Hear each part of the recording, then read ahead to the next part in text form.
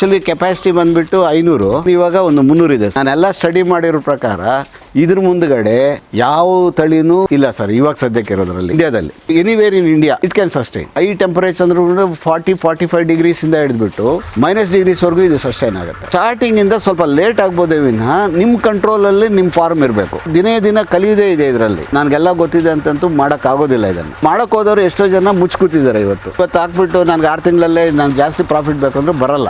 ತೆಗೆದು ತಂದಿದ್ದೀನಲ್ಲ, ಆದ್ರೆ ಮರಿ ಇದು ನಂದು ಫಸ್ಟ್ ಫಾರಮಲ್ಲಿ ಹುಡ್ಬೇಕಂತ ಮರಿ ಇದು F1 ಇದು 2 ವರ್ಷ ವಯಸ್ಸು. ಇದರಲ್ಲಿ ಬಂದಿರತಕ್ಕಂಥ ಪ್ರೊಡಕ್ಷನ್ ಕೂಡ ನನಗೆ ಸೇಮ್ ಗ್ರೋತಲ್ಲಾಗಲಿ ಇನ್ನೊಂದರಲ್ಲಾಗಲಿ F1 ಸೇಮ್ ಬರ್ತಾ ಇದೆ. ಇದು ಇವಾಗ 170 kg ಇದೆ ಅಂತೆ 2 ವರ್ಷದ ಮರಿ. ಮೊದಲು ನಾಟಿಗೆ ಅದು F1, ಅದು ಸ್ವಲ್ಪ ಗ್ರೋತ್ ಕಮ್ಮಿ ಇರ್ತದೆ. ಅದರಿಂದ ಇದು ಇನ್ನು 20% ಗ್ರೋತ್ ಜಾಸ್ತಿ ಆಗುತ್ತೆ. ಇದು ಫಿಮೇಲ್. ಮತ್ತೆ ಇದಕ್ಕೆ ಮೀಟ್ ಮಾಡಿದ್ರೆ F3 ಜನರೇಷನ್ ಬರುತ್ತೆ. ಅದರಿಂದ F4, F5, F6 ಬಂದಾಗ ನಮ್ಮ ಪ್ಯೂರಿಟಿ ಬಂದ್ಬಿಟ್ಟು 85 to 90% ಅದು ಸೌತ್ ಆಫ್ರಿಕನ್ ಬ್ರೀಡ್ ಕಂಪನಿ. ನಾನು ಮಾಡಿದ್ದೇನಂದ್ರೆ ನಾಟಿಯಿಂದನೇ ಸ್ಟಾರ್ಟ್ ಮಾಡಿದ್ದೀನಿ. ನನಗೆ ಅಷ್ಟೊಂದು ಬರ್ಡನ್ ಆಗಲಿಲ್ಲ. ನಾಟಿ ಕುರಿ ಮೊಟಾಲಿಟಿ ಬಂದರೂ ಕೂಡ 5,000 to 8,000 ರೂಪಾಯಿ ಲಾಸ್ ಆಗೋದು. ಬಟ್ ಇದರಲ್ಲೇ ಮೊಟಾಲಿಟಿ ಬಂತು ಅಂದರೆ 25,000 ರೂಪಾಯಿ. ಅವನು ರೈತನಾಗಿ ಕೆಲಸ ಮಾಡಬೇಕು. ಇಲ್ಲಿ ಲೇಬರ್ ಇಟ್ಕೊಂಡಿದ್ರು ಕೂಡ ನಿಮ್ಮ ಇಂಪಾರ್ಟೆನ್ಸು ಮ್ಯಾನೇಜ್ಮೆಂಟಲ್ಲಿ ಇನ್ವಾಲ್ವ್ಮೆಂಟ್ ಇರಬೇಕು. ಮರಿಗೆ ತಾಯಿನೇ ಫೀಡ್ ಕೊಡಬೇಕು. ಅಟ್ಲೀಸ್ಟ್ ಮಿನಿಮಮ್ ಅಂದರೂ ಕೂಡ 1 ತಿಂಗಳು ಕರೆಕ್ಟಾಗಿ ಫೀಡ್ ಮಾಡಬೇಕು. ಹಾಲು ಯಾವಾಗ ಬರುತ್ತೆ, ಬ್ಯಾಲೆನ್ಸ್ಡ್ ಫುಡ್ ಆಗಬೇಕು. ಒಂದು 2 ವರ್ಷ ಸಸ್ಟೈನ್ ಆಗಿಬಿಟ್ರೆ ಕುರಿ ಫಾರಮಲ್ಲಿ ಆಮೇಲೆ ಏನು ತೊಂದರೆ ಇಲ್ಲ.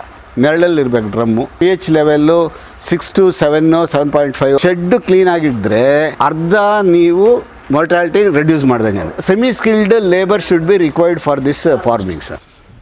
ಸೊ ಇದಕ್ಕೆ ಹುಟ್ಟಿದಂಥ ಮರಿಗಳು F1, F2 ಅದು ತೋರಿಸಿ ಸರ್.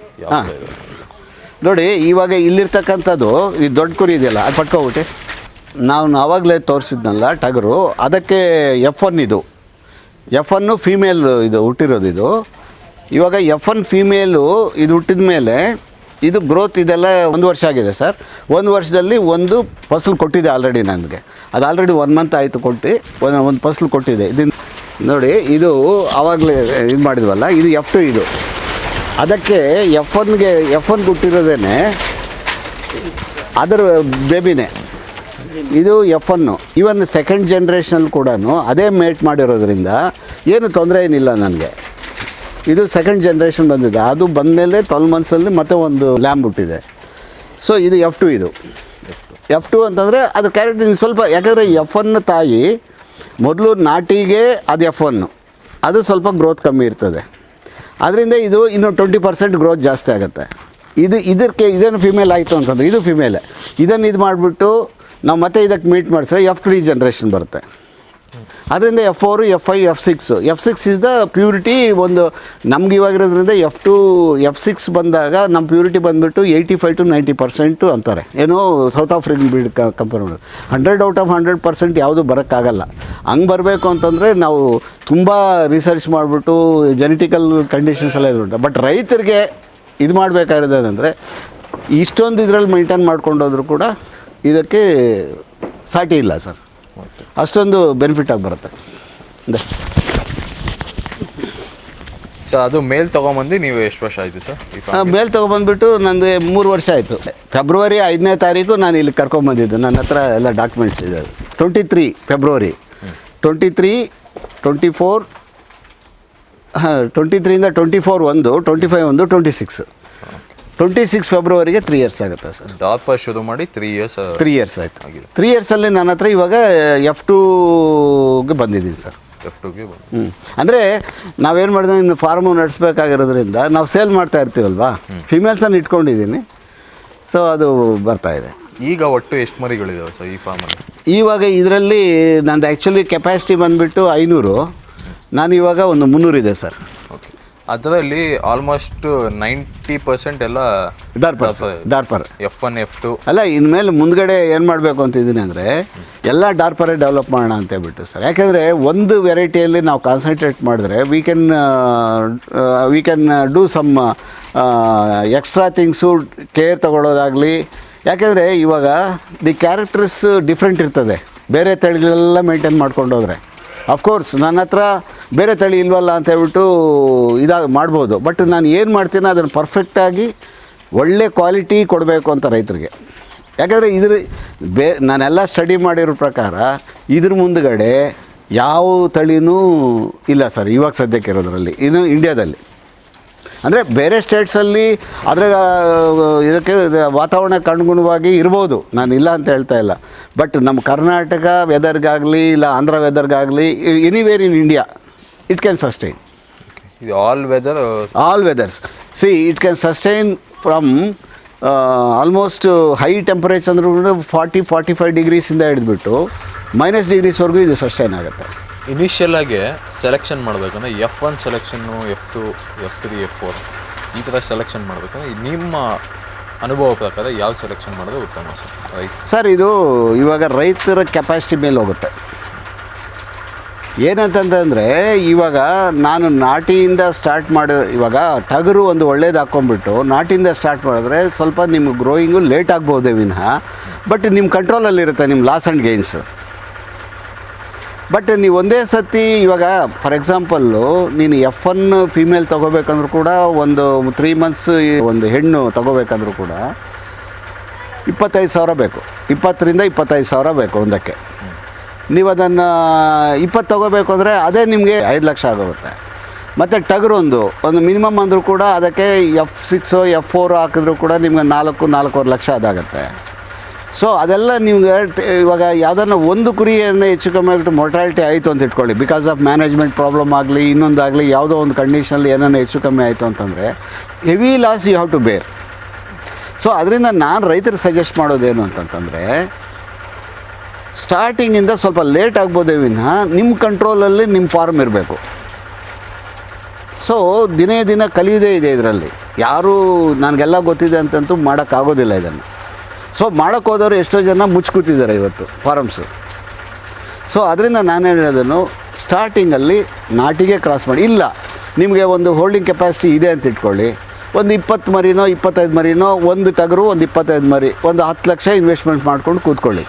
ಒಂದು 2 ವರ್ಷದಲ್ಲಿ ನಿಮಗೆ, 1 ವರ್ಷದಲ್ಲಂತೂ ಬರೋಲ್ಲ, ಯಾಕಂದರೆ ಅದು ಪ್ರೋಸೆಸ್ ಆಗ್ತಾ ಇರ್ತದೆ, ಮರಿ ಹಾಕ್ಬೇಕು, ಇದೆಲ್ಲ ಆಗಬೇಕು. ಒಂದು 50% ಮಾಡಿಕೊಂಡು 50% ನೀವೇ ಇಟ್ಕೊಂಡ್ರೂ ಕೂಡ ಸೊ ನಿಮಗೆ ಸಸ್ಟೈನಬಿಲಿಟಿ ಇರ್ತದೆ.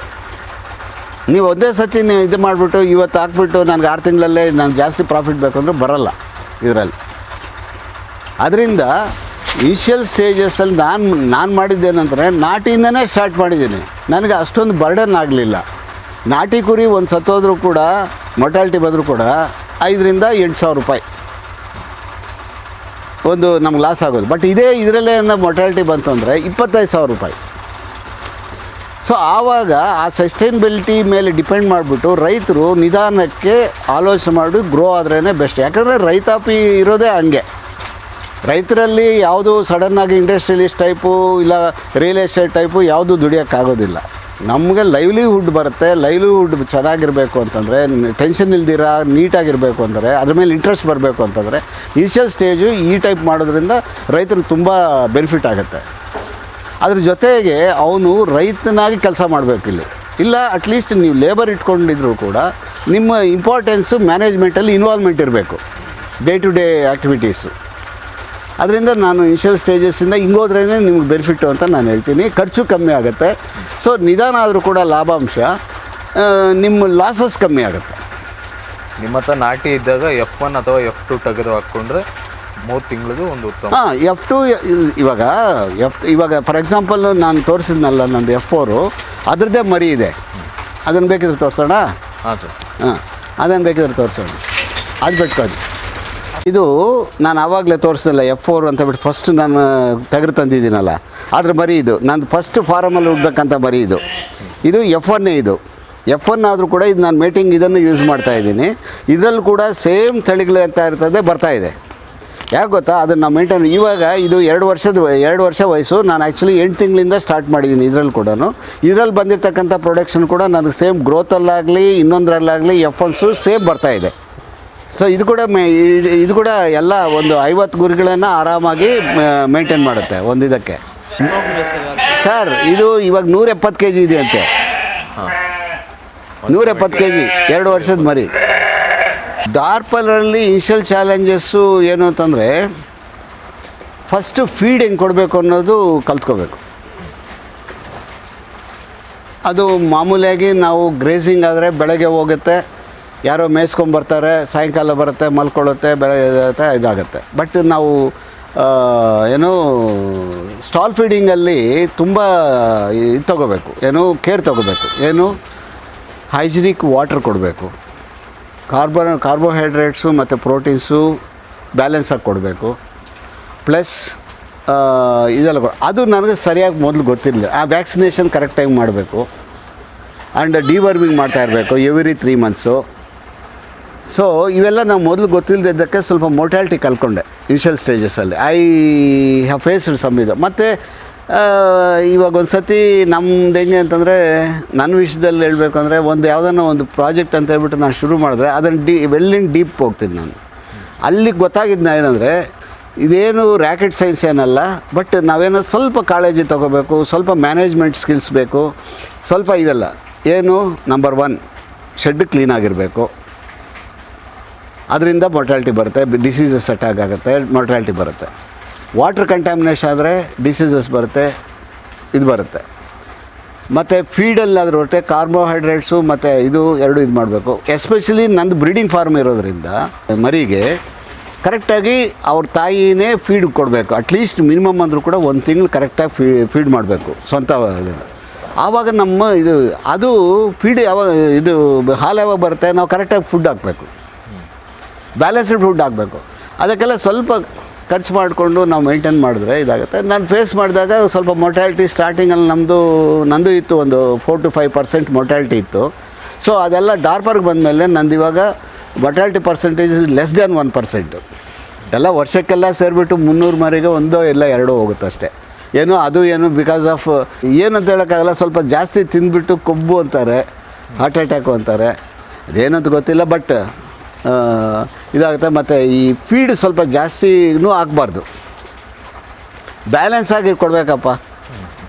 ಕ್ಯಾಲ್ಕುಲೇಷನ್ ಇದೆ ಎಲ್ಲ ಸೈಂಟಿಫಿಕ್ಲಿ ರಿಸರ್ಚ್ ಆ್ಯಂಡ್ ಡೆವಲಪ್ಮೆಂಟ್ಸಲ್ಲಿ ನಮ್ಮ ವೆಟ್ರನರಿ ಡಾಕ್ಟರ್ಸು ಅವರೆಲ್ಲನೂ ಸೈಂಟಿಸ್ಟು ಎಲ್ಲ ರಿಸರ್ಚ್ ಮಾಡಿ ಇಟ್ಟಿದ್ದಾರೆ. ಅದನ್ನು ಸ್ವಲ್ಪ ತಿಳ್ಕೊಬೇಕು. ಎಲ್ಲ ನನಗೆ ಗೊತ್ತಿದೆ ಅಂತ ಹೇಳ್ಬಿಟ್ಟು ಹೋಗಬಾರ್ದು. ಸೊ ಅದನ್ನು ತಿಳ್ಕೊಂಬಿಟ್ಟು ಮಾಡಿದ್ರೆ ನಿನಗೆ ಒಂದು 2 ವರ್ಷ ಸಸ್ಟೈನ್ ಆಗಿಬಿಟ್ರೆ ಕುರಿ ಫಾರಮಲ್ಲಿ, ಆಮೇಲೆ ಏನು ತೊಂದರೆ ಇಲ್ಲ. ನಿನ್ನ ಇನ್ವೆಸ್ಟ್ಮೆಂಟು ಬಂದುಬಿಡುತ್ತೆ ಮತ್ತು ನೀನು ಆರಾಮಾಗಿ ಅದರಿಂದ ಸಂಪಾದಿಸ್ಕೋಬೋದು ಸರ್. ಸೊ ಅದೇ ದಿನಚರಿ ಯಾವ ಥರ ಇರುತ್ತೆ ಡೈಲಿ? ಇದಕ್ಕೇನೇನೆಲ್ಲ ಫೀಡ್ಸು ಅಥವಾ ಮೇವು ಇದನ್ನು ಕೊಡ್ತೀರಾ ಸರ್? ದಿನಚರಿ ಹೆಂಗಿರುತ್ತೆ ಅಂದರೆ ಬೆಳಗ್ಗೆ ಸ್ಟಾಲ್ ಫೀಡಿಂಗಲ್ಲಿ ಏನು ಮಾಡಬೇಕು, ಫಸ್ಟು ಸ್ಟಾರ್ಟಿಂಗಲ್ಲಿ ಬಂದ ತಕ್ಷಣ ಬೆಳಗ್ಗೆ 5 ರಿಂದ 6 ಗಂಟೆಗೆಲ್ಲನೂ ಕಂಪ್ಲೀಟ್ ಟ್ರೇಸ್ ಎಲ್ಲನೂ ಒಂದು ಸತಿ ಕ್ಲೀನ್ ಮಾಡಬೇಕು. ಕ್ಲೀನ್ ಮಾಡಿಬಿಟ್ಟು ಏನಾದ್ರು ತುಂಬ ಗಲೀಜಿದ್ರೆ ವಾಶು ಮಾಡಬೇಕು ಅದನ್ನು, ಇಲ್ಲಾಂದರೆ ಜಸ್ಟ್ ಕ್ಲೀನ್ ಮಾಡಬೇಕು. ವೀಕ್ಲಿ ಒನ್ಸು ವಾಟ್ರಿಂದ ವಾಶ್ ಮಾಡಬೇಕು. ಆಮೇಲೆ ಸ್ವಲ್ಪ ಪ್ರೋಟೀನ್ಸ್ ಕೊಡಬೇಕು. ಪ್ರೋಟೀನ್ಸ್ ಅಂದರೆ ಹಿಂಡಿ ಆಗ್ಬೋದು, ಇಲ್ಲಾಂದರೆ ಅದಕ್ಕೆ ಮಿಕ್ಸರ್ಸ್ ಬರುತ್ತೆ, ಅಡ್ಮಿಕ್ಸರ್ಸು, ಅದನ್ನು ಕೊಡ್ಬೋದು, ಇಲ್ಲ ಜೋಳ ಕೊಡ್ಬೋದು, ಇಲ್ಲ ಬೇರೆ ಎನಿಥಿಂಗ್ಸ್ which is recommended by the scientist and doctors. So proteins ಕೊಡಬೇಕು ಫಸ್ಟ್. ಸೊ ಅದು ತಿಂದುಬಿಟ್ಟು ಆರಾಮಾಗಿ ಒಂದು 2-3 ಅವರ್ಸ್ ಬಿಟ್ಬಿಟ್ಟು, ಸೊ ಒಂದು 10-10:30ಗೆ ಒಂದು ಹುಲ್ಲು ಅಂತಂದರೆ ನಿಮ್ದು ಯಾವುದನ್ನ ಇರ್ಬೋದು, ಕಾರ್ಬೋಹೈಡ್ರೇಟ್ಸ್ ಸಂಬಂಧಪಟ್ಟಿರ್ತಕ್ಕಂಥ ಒಂದು ಹುಲ್ಲು, ನೇಪಿಯರ್ ಆಗ್ಬೋದು.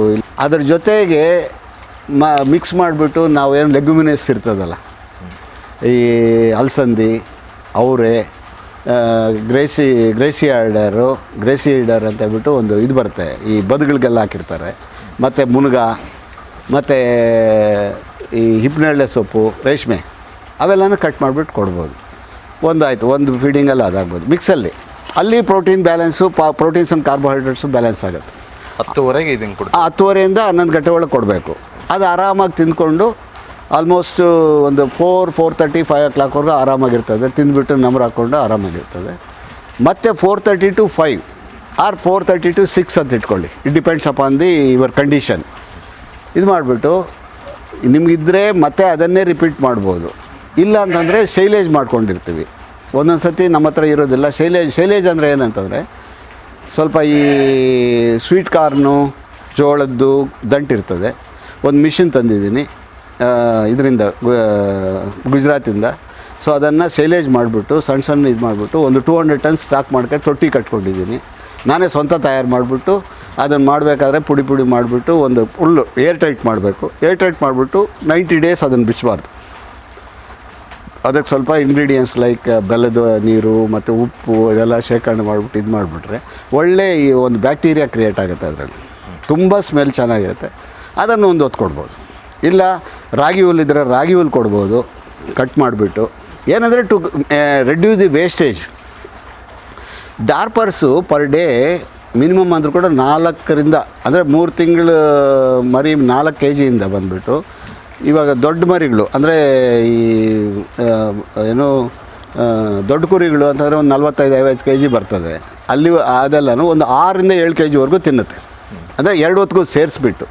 ಸೊ ಆ ಕ್ಯಾಲ್ಕುಲೇಷನ್ ಸ್ವಲ್ಪ ಹೆಚ್ಚು ಕಮ್ಮಿ ಇದು ಕೊಡಬೇಕು. ಆಮೇಲೆ ವಾಟ್ರು ಅದಕ್ಕೆ ಇವಾಗ ನಾನು ಸ್ಟಾಲಲ್ಲಿ ಸ್ವಲ್ಪ ಪೈಪ್ಲೈನೆಲ್ಲ ಅರೇಂಜ್ ಮಾಡಿಬಿಟ್ಟು ನೀರಿಟ್ಟಿದ್ದೀನಿ. ಸೊ ಅದನ್ನು ಡ್ರಮ್ಮು ಇಟ್ಟಿದ್ದೀನಿ, ಅಲ್ಲಿ ನೆರಳಲ್ಲಿರಬೇಕು ಡ್ರಮ್ಮು. ಅದಕ್ಕೆ ಸ್ವಲ್ಪ pH ಲೆವೆಲ್ಲು 6 to 7, 7.5 ಆ ರೇಂಜಲ್ಲಿ ಇರೋಂಗೆ ಅಡ್ಜಸ್ಟ್ ಮಾಡಿಕೊಂಡು ಅದನ್ನು ನೀರು ಸಪ್ಲೈ ಮಾಡಿಸ್ಕೋಬೇಕು. ಸೊ ಅದಿಟ್ಟರೆ ಅದು ಇದು ಮಾಡಿದ್ರೆ ಅದು ಕುಡಿತಾ ಇರ್ತದೆ, ಬೇಕಾದ ಕುಡಿಯುತ್ತೆ, ಬೇಕಾಗಿರೋದು ತಿನ್ನುತ್ತೆ, ಆರಾಮಾಗಿ ಕೂತ್ಕೊಳ್ಳುತ್ತೆ, ರೆಸ್ಟ್ ತೊಗೊಳುತ್ತೆ. ಇಷ್ಟು ದಿನಚರಿ ಮಾಡಿಕೊಂಡು ಶೆಡ್ಡನ್ನು ಕ್ಲೀನಾಗಿ ಇಟ್ಕೋಬೇಕು. ಮೇಯ್ನು ಶೆಡ್ಡು ಕ್ಲೀನಾಗಿದ್ದರೆ ಅರ್ಧ ನೀವು ಮೊರ್ಟಾಲಿಟಿ ರೆಡ್ಯೂಸ್ ಮಾಡ್ದಂಗೆ. ಆವಾಗ ಸ್ವಲ್ಪ ಫಾರ್ಮಿಲಿನ್ನು ಬ್ಲೀಚಿಂಗ್ ಅದೆಲ್ಲ ಸ್ಪ್ರೇ ಮಾಡ್ತಾ ಇರಬೇಕು. ಇದೆಲ್ಲ ಮಾಡೋದ್ರಿಂದ ಇದು ನಾವು ದಿನಚರಿಯಲ್ಲಿ ಮಾಡ್ತಕ್ಕಂಥ ಒಂದು ಕೆಲಸಗಳು ಸರ್. ಅಷ್ಟೇ, ಇನ್ನೇನು ಜಾಸ್ತಿ ಅದಕ್ಕೆ ರಿಸ್ಕ್ ತಗೊಂಡು ಏನಿಲ್ಲ. ಅದಕ್ಕೆ ಟೈಮ್ಗೆ ಫುಡ್ ಕೊಡೋದು, ನೋಡ್ಕೊಳ್ಳೋದು. ಮತ್ತು ಆ ಇದರಲ್ಲಿ ಏನು ಮಾಡಬೇಕು, ಕೆಲವು ಕುರಿಗಳು ಇದ್ದಕ್ಕಿದ್ದಾಗ, ಯಾಕೆಂದರೆ ಲೈಫ್ ಸ್ಟಾಕ್ ಇದು, ಈ ಕುರಿಗಳು ಇದ್ದಕ್ಕಿದ್ದಂಗೆ ಮೇವು ತಿನ್ನಲ್ಲ. ಅದನ್ನು ಅಬ್ಸರ್ವ್ ಮಾಡಬೇಕು. ಮ್ಯಾನೇಜ್ಮೆಂಟ್ ಅವರು ಇರೋರು ಅಲ್ಲಿ ಯಾರು ನೋಡ್ಕೊಳ್ಳೋಕ್ಕಿರ್ತಾರೋ ಅವರು ಅದು ನೋಡ್ಕೊಂಡ್ಬಿಟ್ಟು ಕಂಪ್ಲೀಟಾಗಿ ಪಕ್ಕಕ್ಕಾಗಬೇಕು, ಅದನ್ನು ಕ್ವಾರಂಟೈನ್ ಮಾಡಬೇಕು. ಇಲ್ಲಾಂದರೆ ಅದರ ಡಿಸೀಸು ಇನ್ನೊಂದಕ್ಕೆ ಬರುತ್ತೆ. ಸೊ ಒಂದು ಸತಿ ಡಿಸೀಸ್ ಮಲ್ಟಿಪ್ಲೈರ್ ಆಗಿಬಿಟ್ರೆ ಮತ್ತೆ ಕಂಟ್ರೋಲ್ ಮಾಡೋದು ಕಷ್ಟ. ಆ್ಯಂಡ್ ಕಾಸ್ಟ್ ಆಫ್ ಮೇಂಟೆನೆನ್ಸ್ ಕೂಡ ಜಾಸ್ತಿ ಆಗುತ್ತೆ. ಅದರಿಂದ ಅದನ್ನು ಸಪ್ರೇಟಾಗಿ ಕ್ವಾರಂಟೈನ್ ಮಾಡಬೇಕು. ಮತ್ತು ನಮಗೆ ಮರಿ ಕೊಡ್ತಾ ಇರ್ತದೆ, ಡೆಲಿವರಿ ಟೈಮಲ್ಲಾಗಲಿ ಇದರಾಗಲಿ ಸ್ವಲ್ಪ ಹತ್ತಿರ ಎತ್ಕೊಂಡ್ಬಿಟ್ಟು ನೋಡ್ಕೋಬೇಕು. ಒಂದು ಸತಿ ಡೆಲಿವರಿ ಕಷ್ಟ ಆಗುತ್ತೆ, ಆವಾಗ ಸ್ವಲ್ಪ ಲೈಟಾಗಿ ಅದು ಸೋಪ್ ವಾಟ್ರ್ ಅದು ಹಾಕ್ಬಿಟ್ಟು ತೆಗಿಬೇಕು. ಸೊ ಒಬ್ಬ semi skilled labour should be required for this farming sir.